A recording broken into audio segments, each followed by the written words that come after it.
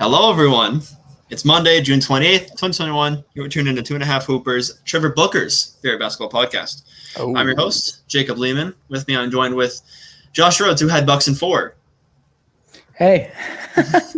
And George Martin. Bucks in 5 is still alive. Thank you very much. But your power is out, so no camera no camera today for George Martin. I just don't have light. What do you mean no light? That means your power's out, buddy. No, in my new room, there's no light fixtures. Switch. You like Quavo and Drake? Flip it. Come on, do it. All right. Well, speaking of music artists, Frankie the Ace, there's a movement. All listeners know who Frankie the Ace is. I think they're the only people who know Frankie the Ace. I'm just kidding, Frankie. All love. But last podcast, due to Danny Stipp asking me over and over again to get Frank on the pod, I said if 3 people comment on the next Instagram post, then we'll have them on. And we got 4. So that it's not great. One of them was a Mickey Mouse comment. One of them was, yes. But Frankie then posted us on his story saying keep the movement alive. I was just trying to vibe, and I was getting quote Instagram quote storied by Frankie the Ace that he needs to be on.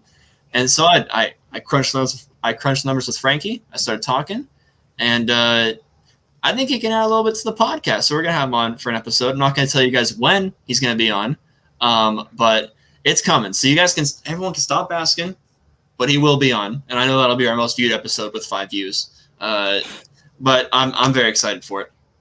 But yeah, other comments include some more, Reality Records and the Beatles media once again finally going at it in the comments, but it doesn't matter. We have real commenters now, so it doesn't matter.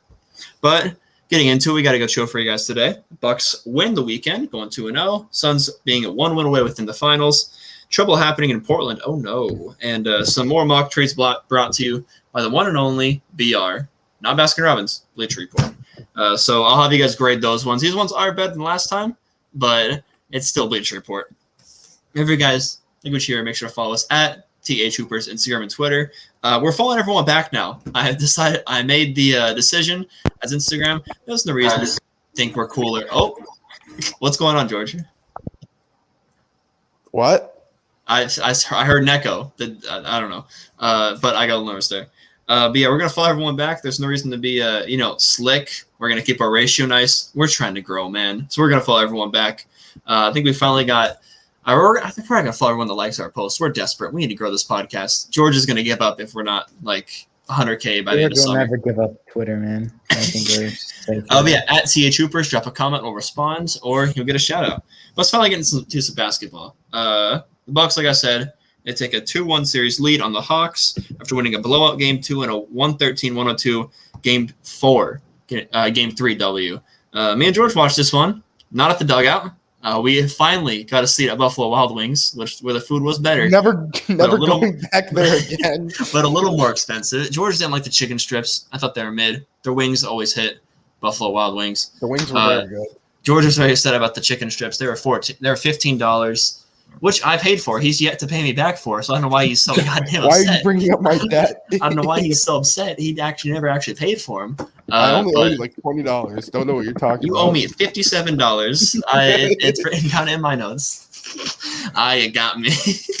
Oh my gosh. But yeah, me and George watched this one Friday. Not a good game. I think one thing that can summarize that one is the second quarter, 43-17, the Bucks. So. We might touch on that one, or we might not. That one was kind of a Milwaukee kind of must win there, little pivotal one there. But yeah, they stopped Trae Young 6 for 16. No one else showed up. No one, not even my darling John Collins. As you can see, Josh, he scored 11 points.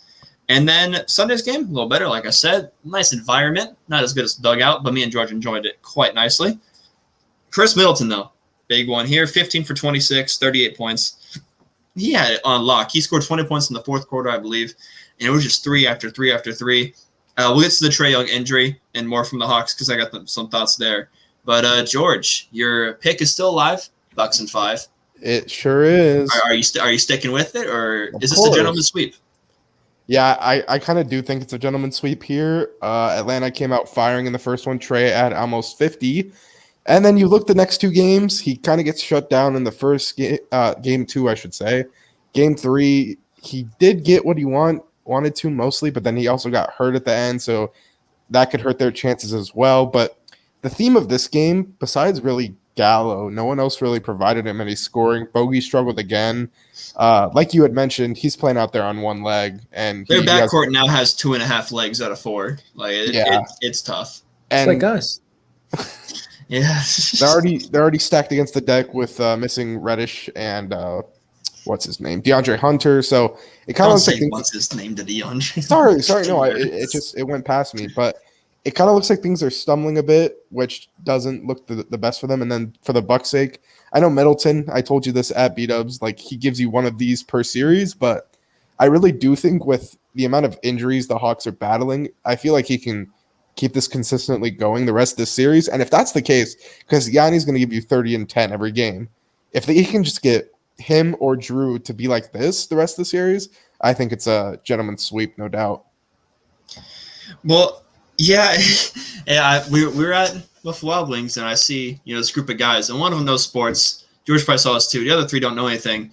Dude just took $20 from this guy. He's like, oh, I got the Bucks. You can take the Hawks. He's like, so if Hawks when I get 20, he's like, yeah. And it was like a 2-point game at that point going to the fourth. And he's like, sure. The Bucks, they really took advantage in that fourth quarter. And that poor guy lost $20 that day.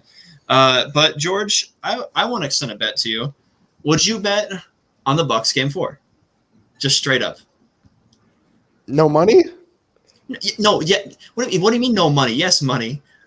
Just straight up, would you bet Bucks W? How much? I'm down $60 plus 50 for the rec league, dude. You're an absolute menace. Canes. No, I don't have the funds to do this. Oh my gosh. All right, well, let's get to Josh then, the one who accepted my Canes bet, and it's looking I feel like it's 50-50 right now who's winning that bet. Cuz I only need one more John Collins 20-point game, but he's coming off 11 and 13s. So, Josh, talk to me about the Bucks. He's not shooting a lot either. So, I mean, I guess you got your talk there. George kind of hit all the points on the Bucks. Drew Holiday struggled, but they didn't really need that.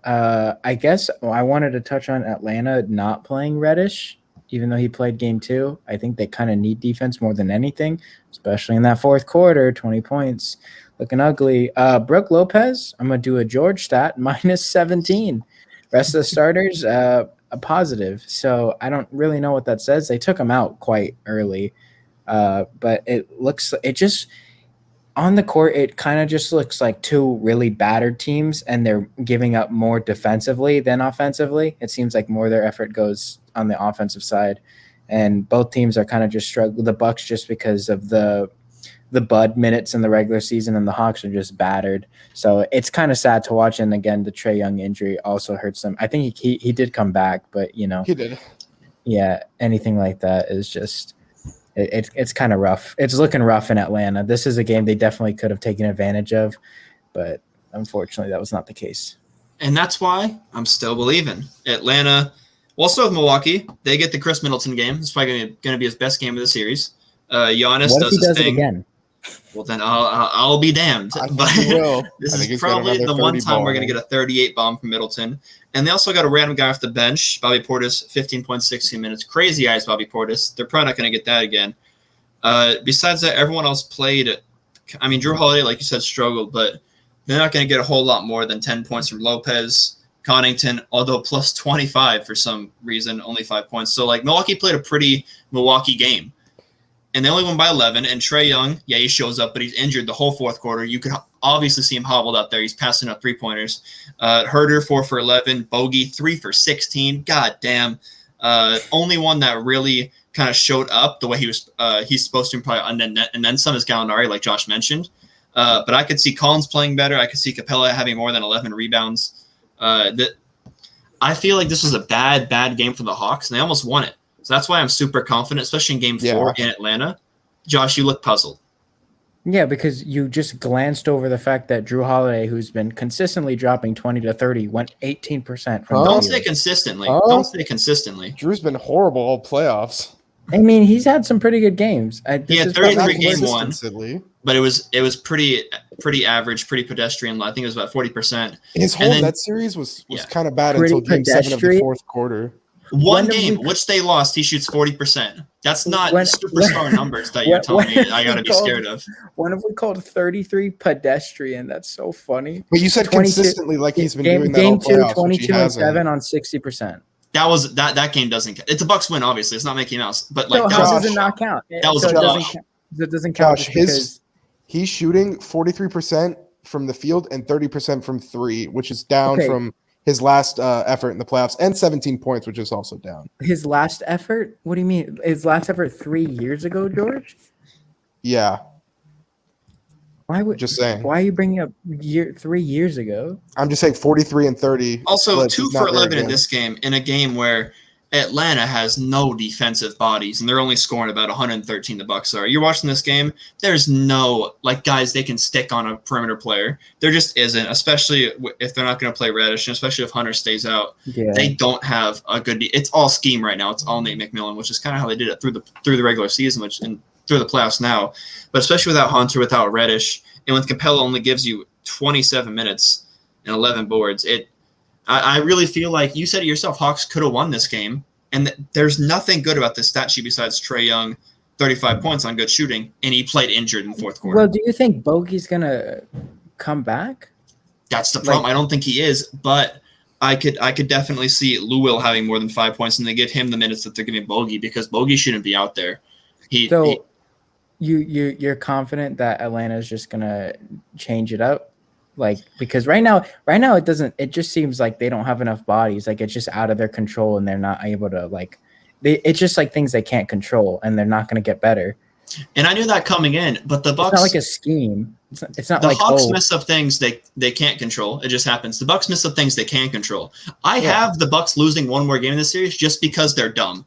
That's how that's how it is. As long as the series at least going 6. I kind of want to mention something here. For as dumb as we like to criticize Bud for, the rotation was about as short as I've ever seen. It was really 7 guys, and Forbes only got 7 minutes. Connaughton got 30, which is pretty normal, but Portis had 17, and Lopez only had 25, which was cut down from a lot of the other starters. And Portis produced well. His plus minus was a lot higher than Brook Lopez's, so it does seem like Bud is adjusting a little bit. Well, the one good thing Bud's done this series, he stopped playing Jeff Teague. That dude is some hot ass. He is so hard to watch on that court. I'm so glad he stopped playing him. He played some garbage time minutes, 21 seconds, along with Giannis's brother. No minutes this game, thank goodness. Yeah, so you said it. He's doing good, but you're watching it. George, did they get bailed out by Middleton because it was 20 points in the fourth quarter. I think it was a 14-point run just by him.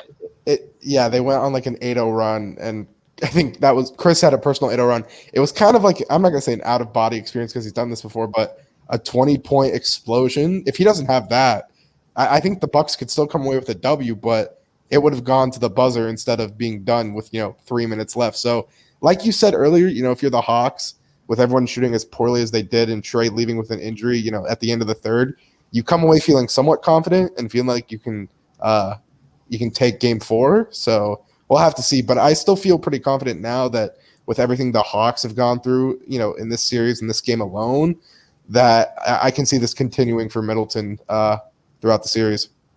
Yes, I said all those struggles, and they only lose the shooting battle by 5%. Now it's lost rebound battle by 15, and then they lose by 11. So there's a lot of things that went bad for the Hawks, and it wasn't a blowout like Game 2, although the stats say it really should be.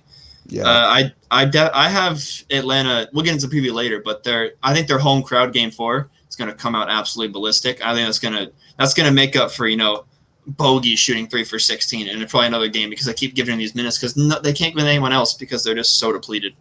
Yeah. But yeah, anything else to add about the series? No Cerritos. All right, so we got one other game. Happened on Saturday. Only one game. Suns take a 3-1 series lead on the Clippers. Sorry, guys. It's not looking like your Clippers in 6 will be too good. I have Suns in 6, actually. Your Suns in 6. Yeah, you both have Suns. But in 6, it's not looking the best. This is an ugly Game 4, 84-80. And it's not like a defensive low-scoring battle, grit and grind. It was just ugly. There it is, shooting bricks, open brick after open brick. But the comeback kids, for once, were unable to do it, as the Suns bounced back from losing a third quarter, 19-30, plus Clips. And Clips, they finally couldn't do it. Paul George some missed free throws. Boogie some interesting missed free throw tactics, not throwing at the backboard. That was funny. But yeah, George, what'd you see here? Yeah, the second half was some of the most ugly basketball I've ever seen. I mean, I think in the fourth quarter, from 10 minutes to 4 minutes left, nobody scored a bucket. And in this game alone, I don't know if this is going to be the fact for the rest of the series. Both teams looked absolutely exhausted. They weren't getting any jumpers. They looked short. Legs looked dead. But I will say specifically the bright spot of the Suns, I think the best player on the floor, DeAndre Ayton, almost had a 20-20 game, 4 blocks as well. He's really just been a force inside, and the Clippers really haven't had anything to throw at him. They try and get Zubats out there. They've tried to go small too, like their 5-out offense, but Ayton's been really good defensively on the perimeter. So the Suns don't need to pull Ayton off the floor like, the Jazz might have had to do with Gobert, but that's besides the point. He's been phenomenal. Chris Paul and Book struggled again, shooting-wise, but again, who didn't struggle this game? And then on the Clip side, 14 for 44 for Booker and CP. Yeah, but again, who didn't struggle this game? Clip side, yeah, more of the same, struggling offensively. That was just the tale of this game. So we'll have to see what happens next game. Josh? This game was sad. This is just sad to watch. I was like, oh, the Clippers, here they come. They got lucky again, miss. Here they come again, miss. It was bad. No, George hit the point that I wanted to hit. DeAndre Ayton just looks great. But, I mean, it's just nice to see, this is, one of the series where we can, look back and go, well, if this didn't happen and that didn't happen, it's 3-1 Clips. So, I mean, those are always fun series to watch. I'm not invalidating Phoenix's 3-1 lead in any way, but I'm just saying it's fun to watch when you think back on plays like Paul George's missed free throws, and in this game we had some interesting free throw tag. The free throw game, kind of an underrated thing here. Practice your free throws. I can't believe. I think this kind of goes to show who's the real head honcho here in Phoenix, because Devin Booker is kind of struggled his last 3 games, and they've won 2 of them. So, I mean, I don't know. Are you saying Ayton's the best player? No, I'm saying Chris Paul is, but it's always been a Chris Paul best player pod, though. I feel like. Yeah, no, not George. Not George. George see big Booker. George see big point number. And go Booker. What? You know who his favorite player is? Forget the assists, forget the rebounds, forget everything else. Big point, best player. That's how George runs. But yeah, no, I mean, Mikal Bridges is doing a great job on Paul. He's doing everything he can, and on the other side, Paul George is being asked to do a whole heck of a lot. And it's not unfair to him, but at the same time, it's a lot. And you got to kind of remember they're without Kawhi Leonard. So every step that they take, even entering the conference finals, is an accomplishment for the Clippers. Yeah, but I don't think we should be handing out participation trophies when, like you said, the Clippers could be up 3-1 here. And I think they absolutely, Paul George has to take some accountability. 1 for 9 from 3, 5 for 20. He has the most. It's not my boy Jim Harden anymore. Paul George, most postseason games shooting under, I think it's 30%. I think it was 25, around there. He shot 25 exactly. It's like 25 or under, and Paul George has 14. So and he's doing extracurriculars, 16 boards, 16 rebounds, yeah. But I mean, he showed in the regular season. I wish we would have brought this up earlier, because I thought he would not do well without Kawhi just because of playoffs. But in the regular season, the signs pointed he can hoop without Kawhi. When he's at number 1, they were winning games, and he was playing really, really well. Yeah. And he did that in the Jazz series. I know they're probably tired, but I mean, they had a lot of opportunities to make shots here, and they're going to Reggie Jackson instead of him. Well, I think it's just more his shot selection, because 1 of 9 from 3. I mean, I know he's a threat, but at some point, because he's logging 41, and this isn't an issue, but he gets what he wants a lot of the time in the paint. He picks his parts, but he gets so lazy because he's spending his entire defensive play guarding Devin Booker, who's their best player. And I mean, I don't know if that's like a stamina issue or anything like that, but that's just something he definitely has to fix, because you look at the Clippers and he's like one of the few players that rarely attacks, and he needs to be attacking the paint more, because Ayton's a great center, but Paul George silky smooth, and we've seen it before. I actually want to George, you said no. Well, I do agree with Josh. I want to get into something here. Clippers really did a disservice to themselves in the first half. They shot 23 pointers just in the first half alone. And if you're tired like that, your legs are dead, and you're missing so many jumpers. That's why you go down 16. And they took less in the second half. I mean, they took 11, which is still, that's not bad. But Suns overall only took 20. They didn't see, their threes going in. They attacked, got mid-range. They have mid-range assassins on their team. They just stopped giving the ball to Jay Crowder and Mikal Bridges. They didn't really change it. They just stopped giving the guys who shoot three the ball. What Josh said is right. Like, PG, when he's tired and logging all those minutes, he's very good at creating his own shot. Like, he, at the top of the key, he dribbles, he gets into his ISOs, but then he settles. He can easily get to his spots, hit middies. I mean, getting inside is a little bit tougher with Ayton there, but even then he can dump it off to guys, kick out for three, like they were doing in that Jazz series at the end of the series. So I do feel like no Rudy Gobert. I know, but you can still be able to kick it out. I just feel like their oversettling was the reason why they were down so much, and then it was an uphill battle to try and win the game. Well, yeah, their lack of offense stems. It goes on the shoulders of Paul George and Reggie Jackson, just because they're the true shot creators out there. Pat Bev, listed a point guard. He is a corner dweller, and he'll maybe hit a corner three here and there. I can't wait till the Clippers lose the series and George goes, "Oh, Terrence Mann's legacy's on the line." He's been doing it with every player under the age of 24. Scrutinizing my tweets, don't you? You just love posting stupidity that I just so happen to scroll on every morning. Let's talk a little bit of Suns. Josh already gave me a great segue to this. I mentioned this in game 2. When the shots aren't falling like this, why not dump it to Ayton every here and there and let him go to work on a Zubac? Am I crazy for thinking that? He goes 8 for 14 here. They did a little bit. I know there was one place specifically where they got it to him in like the dunker spot, and he kind of hit a little mid-range fade, and he hasn't done that a lot this series. But I do like what you're saying there. Their offense is kind of let Chris Paul and D-Book ISO and try and get what they want. But when it's not working, I wouldn't be opposed to it, but I just feel like they want to let those guys do the offense however they want. But I understand doing it how you want, but once you want, if you're tired, let's go to the basically all-star big man when he's proven he can. You drop it to him in the low post, and you can put a move on Ivica Zubac. I get that, but I don't think – I think what they're trying to do is they go down from their threes to try and get mid-range shots, and then Ayton, they know Ayton can clean up whatever. But I don't want to say they don't trust him in the post, but I feel like maybe they have creators on the wings that they can feed to open shots. Well, so this isn't fair. You just criticized the Clippers for the same thing. How did I do that? You said the Clippers, they just settle. They can get to their spots whenever they want, but they should do that. And now I'm saying you should drop it to Ayton. You have an all-star big man, throw it to him, and you're like, well, no, the Suns can get it done on the perimeter. But it was still an ugly game, and they were missing the same shots Clippers were. He could consistently score from the post, high post, mid-range game?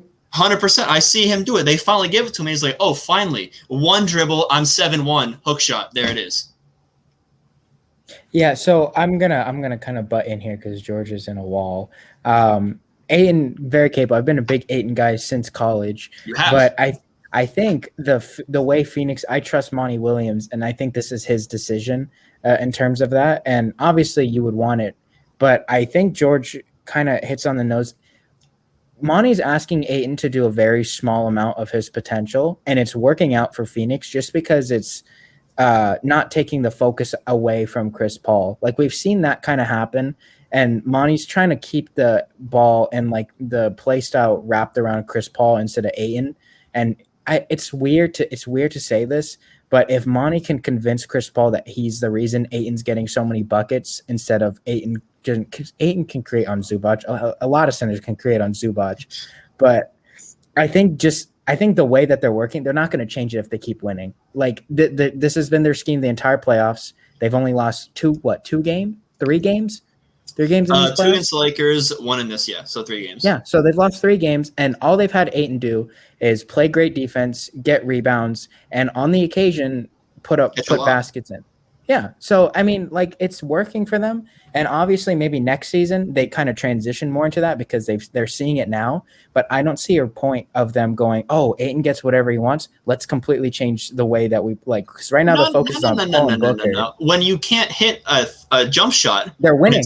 10 they're winning. minutes. They're winning. They're winning. They were down a little bit though, 11-3, and they still just 11-3. kept on chucking. 11-3 in the playoffs. So you're 11-3 in the playoffs. So you're completely about Monty Williams not adjusting whatsoever. You're like, this is how we're going to play. If they keep winning, they keep winning. The Bucks keep winning. Lehman, so, I feel like you're not Team Bud. Lehman, I feel like there's a difference in you wanting to ask them. I get what Josh is saying. In a game, yes, like adjusting within the game is fine to be like, okay, let's hit Ayton on the low post. But going into game 4, are they gonna? Or game 5, right? Yeah, game 5, sorry. Are they going to switch up their whole offensive scheme to be like, okay, we need to focus on getting Ayton the ball in the post?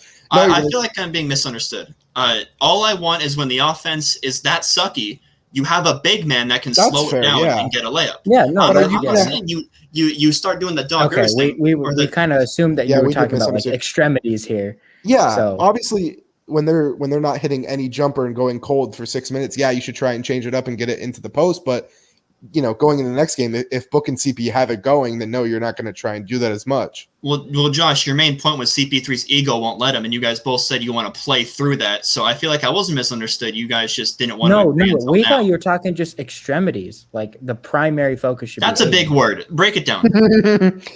He means almost changing up the scheme. Oh, that's good. George is explaining. Okay, fine, take it, Josh.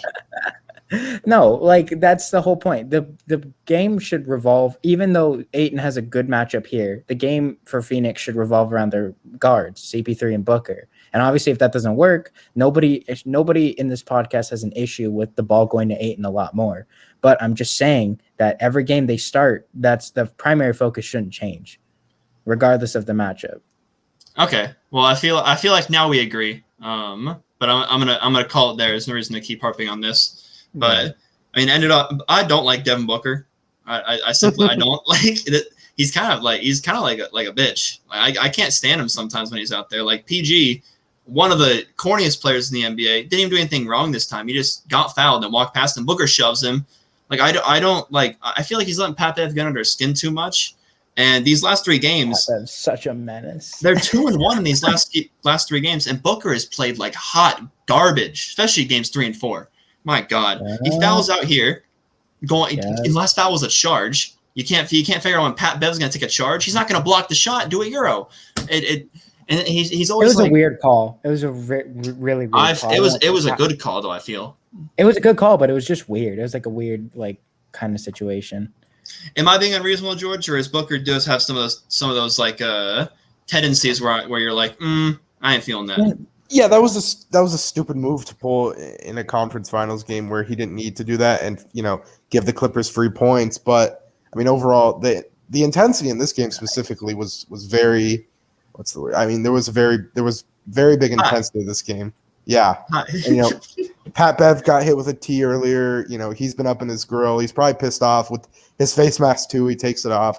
So I do think the extra antics this game were unwarranted. But overall, I don't think that'll continue unless he continues to struggle, which maybe that'll happen.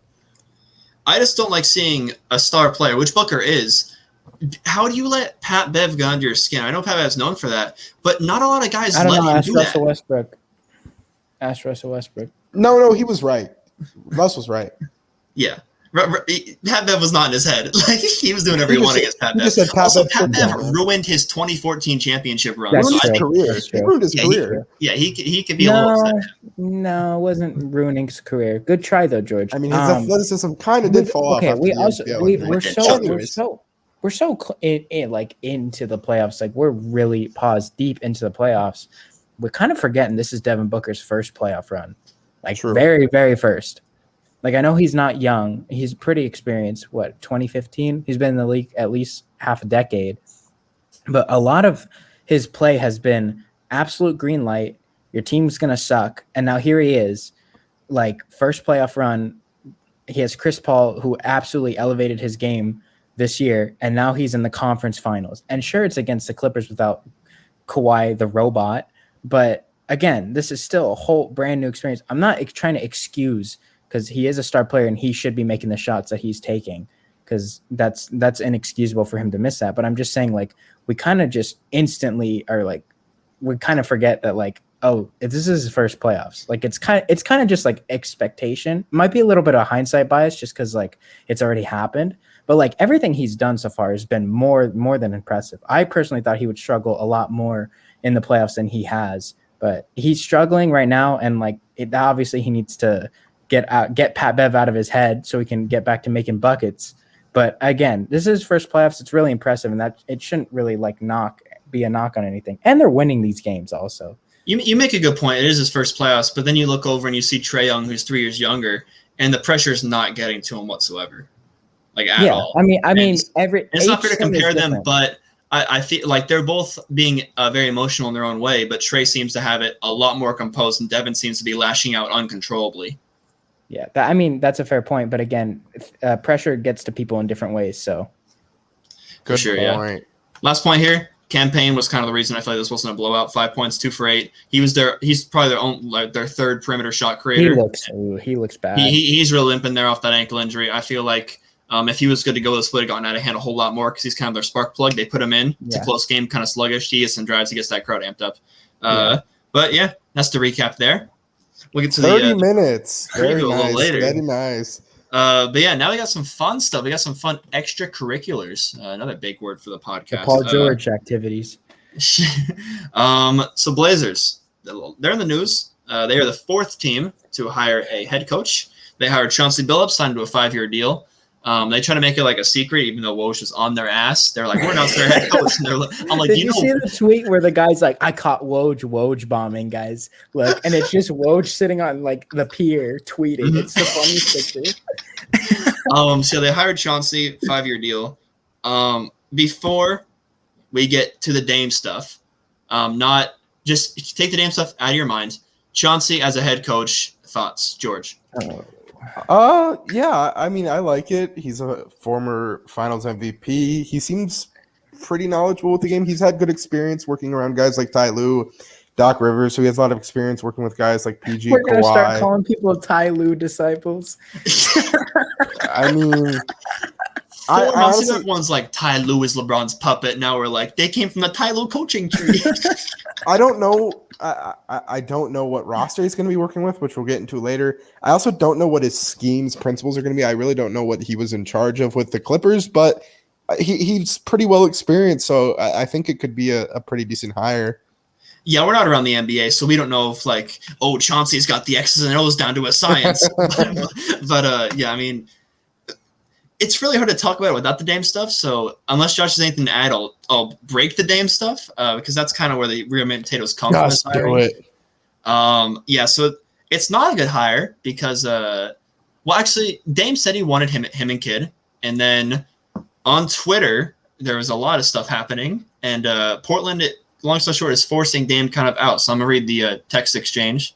So from Sam on Twitter, they hired Chauncey. He goes, this is on Dame. They're always going to hire exactly who he wanted, either Billups or Kidd. He took names out like Becky Hammond and Mike D'Antoni to cool off backlash. They hired the guy they were always going to hire. After the whole Chauncey Billups allegations came out and Dame didn't say anything, so he responded, really, I was asked what coaches I like out of the names I heard, and I named them. Sorry I wasn't aware of their history and didn't read the news when I was 7 or 8 years old. I don't support those things, but if this is the route y'all want to come at me, say less. Sam that from say Portland. Less meant so much. And then Sam again, Dame, I'm a huge fan of your game. If you weren't aware of the Billups case, that's fine, but it broke a few weeks ago and you still weren't aware of it. Dame just said, I said what I said, family. So I thought he just didn't like the Billups hiring, and then luckily I did my research, else we looked like some fools. He wanted Billups, and then apparently they hired Billups and news breaks. In 97, Billups was accused of sexual harassment on his teammate Antoine Walker's then girlfriend. So, and that news came up again a few weeks ago, and the Blazers still hire him. And so now Dame liked the hire, but now everyone in Portland is just saying like, oh, Dame wanted him hired. He doesn't care that he's accused of all this. Dame doesn't care about, this, that, and this. And it seems like they're kind of that's where the whole Dame news comes from, him wanting out. So, Josh, just thoughts. Okay. Well, I mean, I'm going to try to keep it as medium as I can, because obviously either way, I have my own opinions on it, and I'm sure you guys do as well. But just looking at it, it's something that should be taken kind of seriously, but at the same time, it's a thing that happened quite a while ago, and also it's nothing really in Dame's favor, because Damian Lillard at this point in his career is focused on basketball, as he should be. And I'm a big Chauncey guy, because I think Chauncey's a coach who's also played. He had far more talent than he showed in his career. He's a very pick your place kind of player, where he did everything that he was supposed to, nothing more, nothing less. And that's how he won a championship in Detroit. That's how he kind of meshed up with Carmelo. Kind of guy.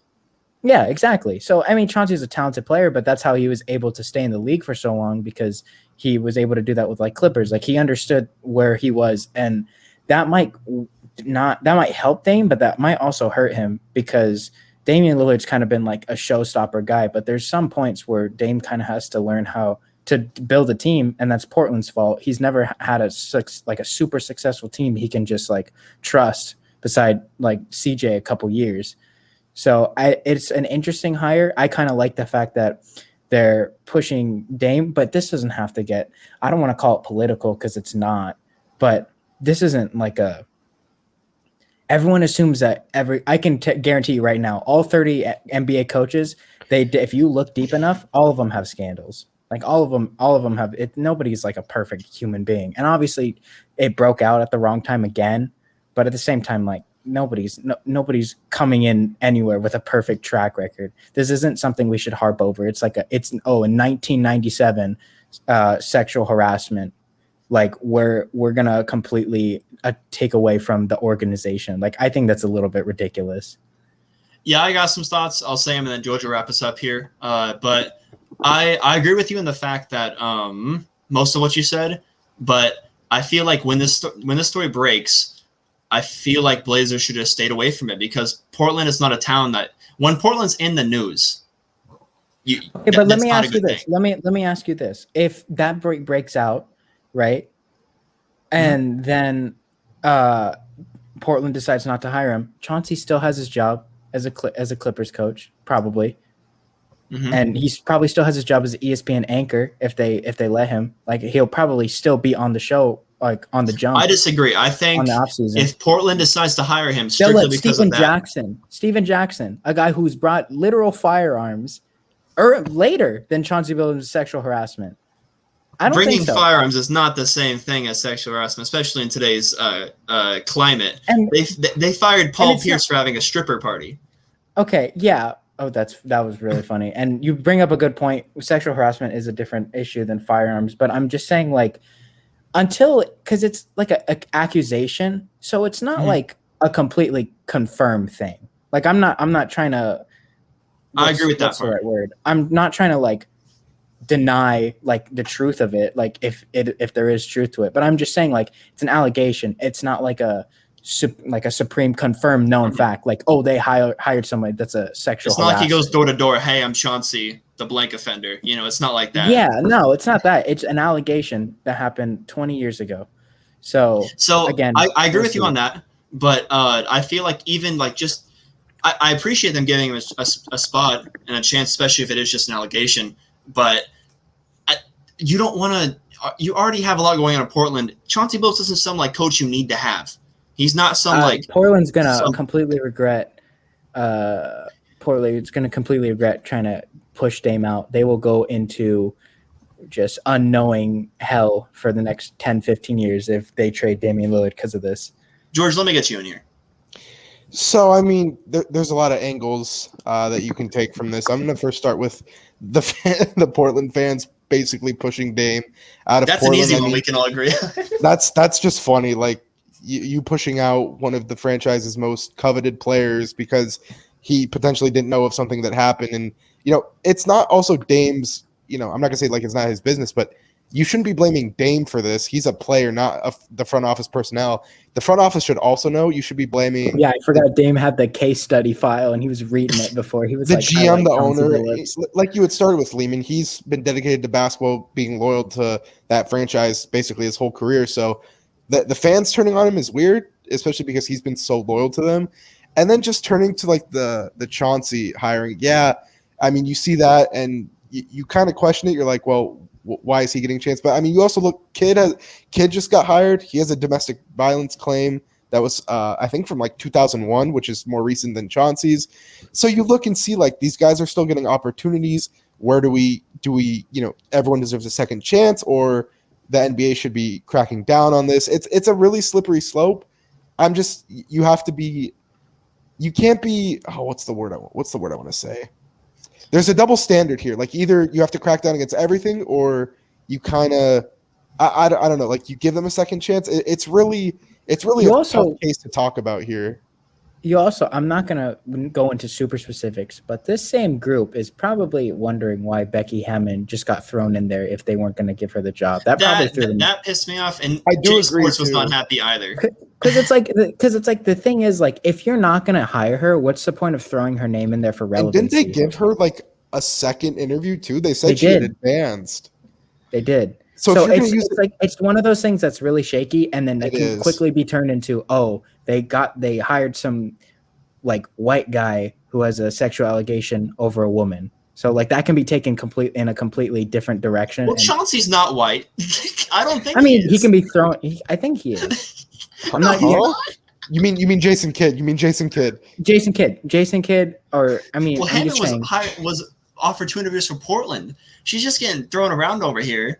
And they simply it's almost like it's kind of BS because it seems like it's a PR stunt to be like, oh, look, we care, but then we don't because we're throwing her to the grass again. Yeah. So, I mean, I just taking it piece by piece, I guess, to wrap it up. We all agree on the Dame part. He's not responsible. Like, it happened, when he was 7 or 8, and I guarantee he didn't go and he was like, you know why we're going to hire Billups? Because of 97. That's why. Because I like Billups because of that. I wouldn't be surprised if he didn't know about it. And that I know Dame desperately wants a former point guard as his head coach. He desperately wants a former player. Becky Hammond, former point guard. I think Terry Stotts was actually also. He wants a star point guard, I guess. But yeah, so we agree on the Dame thing. And yeah, Portland pushing him out. 2 thumbs down. Bunch of idiots. He's all you have. You don't. Portland's a weird city. I'm not gonna lie. Got yelled at by a homeless guy. All right, you were in Oregon. What'd you do? Huh? I was walking. Across we get yelled at by homeless guys in LA. Shout out Cole Wakem. LA's a weird city too. I'm not denying that. And then to wrap up my final points, and I'll stay quiet, and you guys can either agree or disagree. I think we covered the bases here. Yeah, as far as just I feel like Portland should have avoided the heat. Chauncey's not a coach that's that sought after. So I feel like once that drops, you just you hire a boring guy like D'Antoni, or maybe even one of the Van Gundys, just someone boring to take the heat off. Anything else to add? No, sir. All right. That's it. That's a segue. What if Damian Lillard gets traded? Because he does. He hasn't requested a trade yet, and he's one of the most loyal players in the NBA. But hey, anything can happen. So George, before we got on here, you said a trade. And Josh was upset. I did. So, Nate, say the trade. I can't take this for myself. I saw this on Twitter, so I guess I'm stealing. But then you tweeted it yourself. Actually, I did, and I got. Did you not retweet it? You just tweeted it yourself. And then he said, "Who says no?" I did. Oh my God, you thief! You absolutely. So what's wrong with you, man? The sponsors were Laker fans, actually.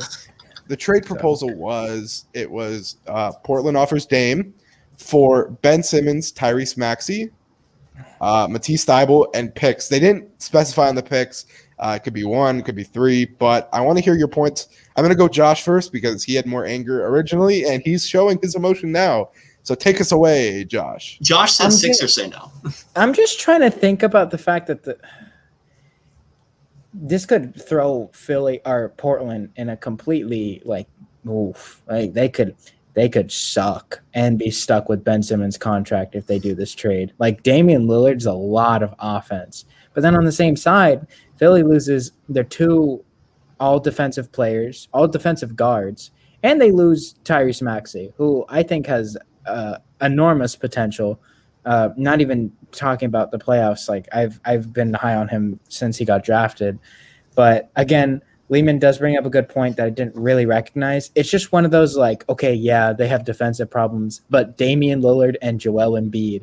And I mean, honestly, if Simmons doesn't develop a jump shot, that's might be like one of the few things that they have to do in order to keep up with the Nets. I know that like the Nets don't have anybody to guard Embiid, but I mean the Bucks they didn't have anybody to guard Giannis, and the Bucks barely scraped off with 1.5 of the superstars. So, I mean, I don't know. I'm a lot less angry than I initially was because I was like, that's stupid. Why would Philly do that? Like they're giving up like their entire bench, most of their defense for Damian Lillard, who struggles in the playoffs like way more than we kind of realize. So I still think it's a little bit lopsided, but I think it's a risk for both teams. And honestly, I mean, if either team wants to pull the trigger, I think this is definitely like both teams could call. I think it's definitely a trade where both teams can talk themselves into it. And it's all about Ben Simmons, because Sixers are saying if we're getting the same Ben Simmons, Scaredy Cat won't shoot a layup Ben Simmons, then yeah, we're trading 3 role players and 2 first-round picks for the second best point guard in the NBA. That's a goddamn steal. But then you're on the Blazers side and you're like, well, if we can make we've seen Ben Simmons play without Joel Embiid. And they can get stuff for Nurkic too. Might I add, if they move Simmons to center, and then they can completely rejuvenate their roster. And then you keep CJ McCollum, and we keep saying he's just the worst version of Damian Lillard. Yeah, worst version of the second best point guard in the NBA, and of the best shot creator in the NBA. So you still have a guy who's going to give you with Simmons. God, I could see CJ averaging 28. I could see him like. And you bring back Norm, who we said is a watered down version of CJ. So you'll have offense around. Simmons and Tyrese Maxey off the bench. He kind of fills in that Gary Trent Jr. that they've been missing out a little bit. Scrappy guard. T. Steibel when you need to make adjustments in the playoffs. Oh my gosh, that they could definitely both talk themselves into it. And then you lose Maxey for Philly, but you still have Shake Milton. So you can re-sign Danny Green. You'll have Seth Curry, and don't re-sign Danny Green. Don't do that, but. It's just I'm just worried about the defense, because Philly won a lot of their games, especially like in the Atlanta series, because of their defense. Their offense completely struggled. Yeah, but let's be honest here. They don't, if they have Dame, they don't need offense with Damian Lillard. They don't need. I'm just saying. Are you forgetting Joel Embiid made first team all? I think second team all defense. He made first. He made first. Yeah.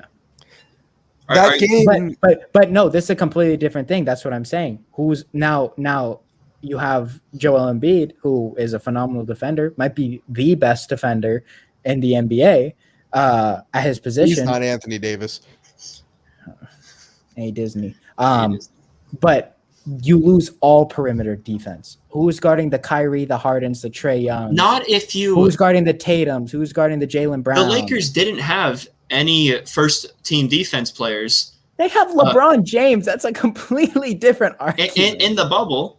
And, well, maybe AD made first team all defense. But on the perimeter, they had guys like KCP, Caruso, Danny Green. These guys, they're just good defenders. You don't need – we've seen – you have good defenders, though? If you re-sign Danny Green – Seth Curry. Okay, don't say Furkan. Don't say Furkan and Seth Curry. It's Daryl Morey. I'll give you Shake Milton. Dame's a literal traffic cone on defense. He's not like an they average also, defender. if you're Daryl Morey, you pray to God they have to throw Robert Covington in to make the money work, because then it fixes the whole lot. If you get Rocco, I think that balances it out. But I don't think that they would throw that. I do think Rocco will have to be involved money wise. So it's gotta be nice. So we're looking at a Dame, Seth, Toby, Rocco, Embiid starting lineup. That's a pretty good starting lineup. That's insane. Nice. That's insane. They still have Shake off the bench. They have Shake. They have Danny Green if they sign him. They would once again be my NBA Finals pick from the Eastern Conference. I'm gonna keep it $1. I have to go to the Nets. It would be the Nets. They're gonna retool in that offseason. What are they going to do? They have no money. That's an off-season topic. But come on, George. George is saying that, and we're going to come back. The defending champion Bucks are my pick to make the finals. Yes, sir. The Jeff Greens are going to make it work this year, I promise. Back to back. Josh, do you have a Dame Lillard trade? It's a lot to ask because it is a Dame Lillard trade. It's a lot, but just trading him somewhere. A lot of people are talking about Miami, and Miami I don't think has the tools to make it work, but I definitely think that if they can find a way to pair up Dame, Jimmy, and Bam, because Miami significantly struggles on offense because they rely on for 130 points with the Tyler Hero and Duncan Robinsons of the league. So we'll have to see. I like Miami a little bit because that just kind of adds a little bit, but I feel like they don't have the pieces to make that trade work. I have a dark horse one. I don't know if you guys feel the same. The Knicks. I think a high volume scorer in Tibbs' system. Yeah. You know what? Let's go from one team that'll waste your prime years to another. Why not? You don't think Dame Lillard on a team with high profile defenders and Tom Thibodeau wouldn't make damage? Who the hell are they trading for Damian Lillard? Yeah, come on, George. Who the hell? They have picks. Houston, they traded 2 Whataburger patty melts. Anything's possible. Okay, why are you bringing up my tweet? Shut up. No, because it's done. RJ Barrett? New York. Everybody want to go to New York, apparently. IQ, some picks? No? Oh, yeah. RJ Barrett and Emmanuel Quickly. We'll get it done. Trailblazers are going to do that. I'll have to get back on that, but I guess we'll move on because that was a dud. Okay. So yeah, we'll bring more Dame Lillard stuff. I'm surprised you didn't say the Lakers, honestly. No, I'm not too gotta give him props for that one. Streets are saying AD for Dame. Who says no? The Lakers are hanging up the phone instantly. I wouldn't hang up the phone if I were them. At least Dame Lillard stays on the court. Neither would Marcus. AD's missed one playoff game in his career. Next. No. What? Yeah, what? He's only missed one game in his playoff career. That game 6 counts. That game 6 counts as a miss. Swinging okay, fine. Two games. Dame hasn't even requested out yet, but he's scaring me. These are just speculations. He's scaring me because I know what's more likely. I know we'll get into the next segment, but what's more likely? The Blazers blow it up beside Dame, or they trade Dame? Blow it up beside Dame. Trade Dame. Ooh, and one of them's happening. So one of them's definitely happening. I feel like the Dame trade, it won't be like an AD thing where it keeps going and it keeps going. It's gonna be like he wants out. 4 days later, we're literally gonna wake up one morning and Shams is gonna tweet, Dame, I want out. Yeah, it's not gonna be something like drawn out. He's gonna say, I want out. 4 days later, I'm gonna agree with you honestly because we've seen this. We've seen Anthony Davis, we've seen Kawhi Leonard, we've seen James Harden. I think Damian Lillard just follows the same pathway. A lot of these superstars are just asking out, and instead of blowing up the team to build around them, they just send them off and get a bunch of stuff and try it again. I think with Russ, what was it like 5 days? I think I know PG was traded without any rumors. But Russ was quick. It was less than a week. Yeah, they get it done quick. I don't think it's going to be one of those where it gets drawn out. I agree, Josh. Like 3 times. Yeah. So, yeah, that's Dame. We'll keep you guys updated. A whole lot of mess in Portland. Their fans. Remember, Shaquille O'Neal left because he saw a paper that said, would you guys pay Shaq the money he wants? And they said 80% of Orlando said, no, let him walk. So he left. He left. Bro, it's crazy. And he became one of the most dominant big men ever. That's so funny. That dude that made the point, like, goddamn menace. He was like, all right, I got a few trades for you guys. Not on par with Dame Lillard, but they make some sense. So the first one here, Warriors and the Pacers. It's Miles Turner for Oubre and the 14th pick. Pacers probably say no. I think that's a little. They hate Miles, though. They hate. I know. That's what I'm thinking. It's lopsided, but Larry Bird hates that fool Miles Turner. Maybe the 7th instead of the 14th. I feel like their return needs to be a little better. 7th for Miles Turner. Maybe I'm over. I think for Miles Turner. I think I'm overrating Turner a little bit here. I think you are. He played 50 games. He has a decent 3-pointer, and he blocks 3 block shots. I feel like that's okay. He's Rudy Gobert. He shot. I feel the Warriors win this trade, but George, you know better than anyone. The Pacers do not want Miles Turner. They don't. Yeah. No, I feel like they'd be happy with a lotto pick then. Real quick, do you guys think that they're going to give Carlisle a chance to see if Sabonis and Turner work, or they made up their mind? I think it's fair to, but they might have made up their mind. I feel like Carlisle knows he went in going, I'm going to either keep him or trade him. Carlisle knows who he's going to coach. Yeah, He's taking. yeah. All right. So another Kemba trade. Ooh, this time with the OKC Thunder and the Chicago Bulls. Ooh. You listening, Costa? You listening, NBA Mary? He's in Chicago right now as well. So it's Kobe White, Tomas Satoransky, and Al-Farouq Aminu for Kemba Walker. Yeah, I would do that. I mean, if you're who, the Bulls? Yeah, it's no defense for no defense, but Kemba's a better scorer than Kobe White, so I'd do it. And he's on your star players timeline. He is. But I mean, you have a fairly decent big three, I guess, of Kemba, Levine, and Vooch. Chicago with the 30th ranked defense. None of them play defense. World. Vooch, Levine, Kemba, God. none of them. Patrick Williams is going out there every night fighting for his life. I'm just gonna. You said Kobe White, Tomas Satoransky, and Al-Farouq Aminu. I don't know why Chicago. Like, what are they trying to do? They're rebuilding for the 8th seed. They get more scorers. It's not a good team. They lost their pick this year, and they suck on defense. And they're never going to win games because they suck on defense too much. You're forgetting they have the 2021 Hustle Award winner Thaddeus Young on defense. My bad. I think Oklahoma needs to get rid of Kemba Walker, and if they can get Kobe White, who might pair up pretty well with Shea and turn Shea more into a playmaker, which I kind of like. That might help them. They have two guys that can play make and I actually like him as a 6-man and Dort being the 2 guard. You know what? I also like that. I don't mind that either. Like if you can get a young player and you get Kemba Walker, Aminu, who's a hustler, who used to be a hustler, I should say. He's not. I don't think he is anymore. But and I mean they probably have to ship Satoransky for like a second somewhere for like a competitor. But if you can get another young piece, I mean the Thunder have all the time in the world. They might as well if they can. I don't know why Chicago would do that. So we got 2 guys on the opposite sides. I think just unrelated, the Thunder should really try and trade Kemba before the season because absolutely. I think we're on the same boat there. Like Shea's going to get frustrated eventually. Like I know like how we're losing and stuff, but like now there's another point guard ahead of me. Really, I got to play off ball again? Are you kidding me? And it's Kemba Walker this time, not Chris Paul. I don't like the tone they're setting there. But Kemba Walker will smile at him as he plays an unproductive 40 minutes a game. What did you say about Kemba Walker last night, George?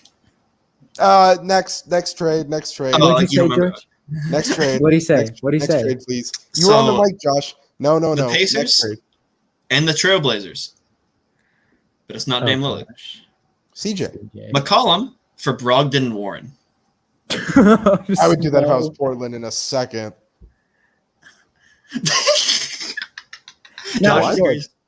George, explain to me, right. You give up Damian's best friend. Don't go there with two borderline the best friend starters. stuff, dude. Okay, what? 2 borderline starters. Well, I would say 1 borderline starter and 1 guy coming off a season-ending injury. That's all you have? Your franchise player. All this drama. Don't use this. He's clearly upset. Shams. Oh, Indiana made a trade for Damian's best friend since 2014. I remember CJ McCollum was talking about how Malcolm he would be upset when you the think coach that has only coached him playing in the whole career of his NBA career, he'd be mad that they fired Stotts, and he wasn't. He was accepting of that. I don't know why you're so demeaning. Does Stotts give him 23 a game? Malcolm Brogdon and TJ Warren combined might. I'll tell you that. Brogdon is a 20 bucket per game capable scorer. Well, I will say not TJ Warren the whole Dame Lillard friendship thing.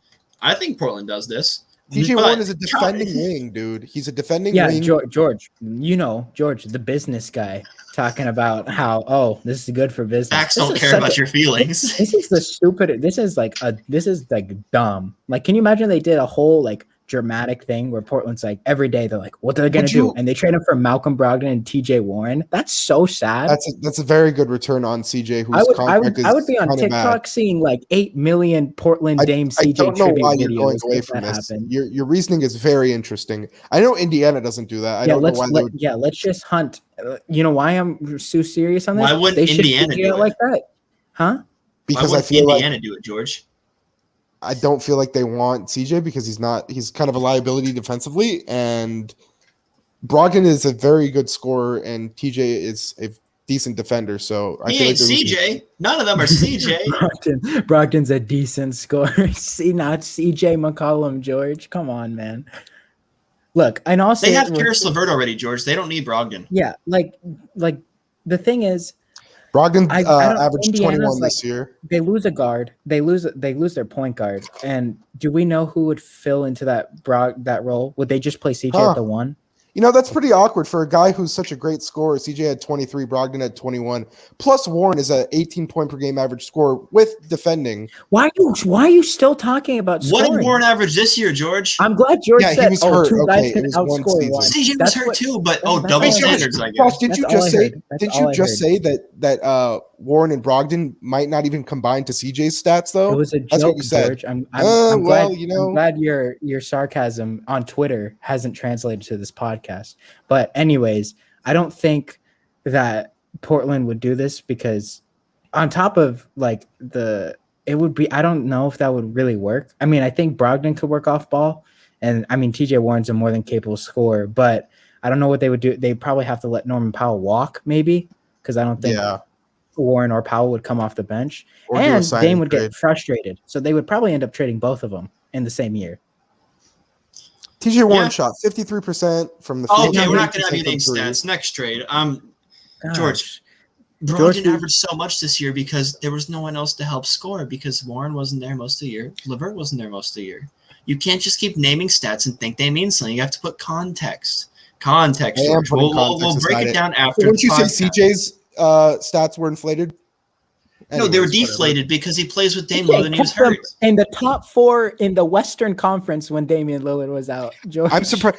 We've harped on Portland not having depth, and you don't want to trade them for 2 viable starters that could help Portland contend better. It's a good trade for Portland, but you're acting like Indiana doesn't win the trade, and that's driving me crazy. They probably don't. Moving on. Kings Philly. Whoa, look at this one. Philly trades Ben Simmons. This one's pretty bad. I didn't want to say this. If De'Aaron Fox is, can you just skip it? If De'Aaron Fox, it's not De'Aaron Fox. Ben Simmons for Buddy Hield, Bagley, the 9 pick. Yep, that's stupid. Next. I agree. Well, who wins it? Philly, or not Philly? Sacramento. Yeah, but they get Buddy. Bagley has 0 Fox trade and value. Simmons, and if they re-sign Rashawn Holmes, that's Buddy isn't. And Halliburton. Oh my God. Oh, I'm so glad Marvin Bagley is going to play next to Joel Embiid. I hate to say Joel Embiid would have him cut. I agree. Weeks. This trade's dumb. This trade shouldn't happen. But this might be what Ben Simmons' trade value is at right now. No cap. Like I don't know. No. It's one of those where Philly's frustrated because they don't know what to do with Simmons, and Sacramento's like, "Hey, buddy, I hear you need a trade partner. Here's what I'm gonna offer you. It's cafeteria food. They can get like 3 4-star things for Simmons if they play their cards right, and Sacramento's handing them a lunch tray. I could see stupid. This being like a scene of the year in a movie if Moneyball had like the intensity of Uncut Gems, and like they're always trying to trade him. And what's that really stupid movie where they like recapping the Cleveland Browns draft and they end up with like the 1st and 7th pick after trading like 8 years worth of picks? Yeah. What's that, George? You know what movie I'm talking about? Rookie of the Year with the kid who breaks his wrist and he can. It's not Rookie of the Year. And Chadwick Boseman, rest in peace, is in that movie, and he's like, "You better draft me. I'm a linebacker." It's such a dumb movie. I can't remember what it's called. 42. It's not 42. That's a baseball movie. We're not gonna. You think of it, Josh. But yeah, they call up and they can't trade Simmons and draft day. Vlade Divac is on the phone. We'll give you Buddy Hield in the 9 pick, and he just slams the phone repeatedly on the desk and then throws it at the wall. And he's like, "Why can't I trade him?" Daryl Morey probably cried when he hung up the phone from that. All right, well, you guys didn't like that one, but I feel like that's probably one of the more realistic trades we've seen for Ben Simmons. The Spurs one's still the best one. If anyone, Josh, could you top the Spurs one? I know we gave you homework too. No, I couldn't. I really was trying to mess around. I messed around with Portland because of Dame, and then I also messed around with the Warriors. I also messed around with the Timberwolves. So with the Warriors, I was like, oh, they could trade like their picks. They could, I don't know. They could ship Wiseman, and Sixers could trade Wiseman, like flip them, like do a 3-team deal. I was like, oh, the Timberwolves could do D'Angelo Russell and Malik Beasley, but D'Angelo Russell and Karl Anthony Towns are just Damian Lillard and CJ McCollum waiting to happen. So I was like, nope, they wouldn't do that. But I mean, yeah, that Spurs trade is probably the pinnacle of what the Spurs trade is DeJounte Murray, Vassell, and the 12th pick. That's too bad. on top. That can't be topped, I think, for Simmons. Not best for last year, but we're at the last year. Ranking the remaining head coaching jobs, there's 3 left. There's the Wizards, the Magic, and the Pelicans. I'll start with George. Rank them from best to worst. If you were a coach, where do you want to go? And give some Pelicans, Wizards, Magic. Pelicans, obviously, 2 brightest stars, brightest ceiling in Zion and Bi. Wizards, you do have a little bit. You know what? Actually, I'm going to flip it. I'm going to do Magic and I'm going to do Magic then Wizards. And I'm only He got peer pressure. peer pressure by who? He saw my face and went, oh wait. No, I'm looking at my phone. Josh cracked his knuckles. He was ready to go to war. I'm looking at my phone, actually. I didn't see anything. But Magic, they do have a pretty bright future. They have a bunch of picks incoming. They have a decently nice core if they can get everyone healthy back. I moved Washington to the back because I realized that there's some discomfort with Beal. They might just blow it up and maybe even move Russ out. So I kind of put them to the end because they're like the biggest question mark. But Pelicans, no doubt, are the most what's the best landing spot, I guess, left. Mm-hmm. And do you agree with that, Josh? No. I go Orlando, Pelicans, Wizards. That's the reason I say this, the Magic have 2 guys that they owe over $15 million to next year. They have 2 top 10 picks. When you become the coach, you can kind of do whatever you want in that position. It's a very high risk, high reward situation for whoever gets that Magic job, just because they have so many pieces that you can work with and experiment with. I don't think Orlando's looking to win anytime soon, especially because they sent Vucevic away, and I think they're going to keep their picks. So again, you kind of have more power than the other 2 teams who have star power but have failed to see it work. Washington, I just put lower than the Pelicans, just because I think Pelicans are a bit more set off, but they have big cinder blocks. Steven Adams and Eric Bledsoe still have the uncertainty of what you're going to do with Bi and Zion. Do you trade one of them? Do you work a different scheme so they're not playing near each other as much? You don't know what to do with Lonzo. And then Wizards, it's just oof. George kind of hit the main points there. Like when you and your star player, who you just signed to an extension for loyalty purposes, are shaky, and then Russ is kind of.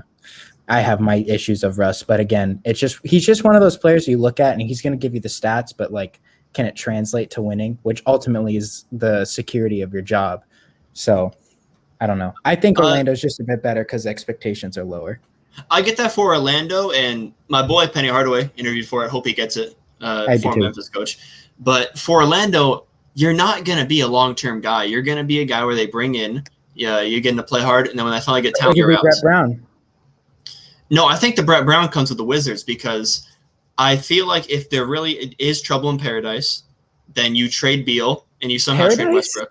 You're calling Washington paradise? State capital, baby. It's paradise.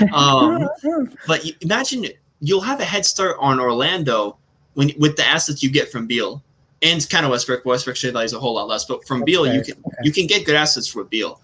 And then you'll have those assets to grow with, and then you're a Brett Brown because you're growing with those assets. Orlando, you're just kind of, coaching the players they give you. You're probably going to have a whole lot of say.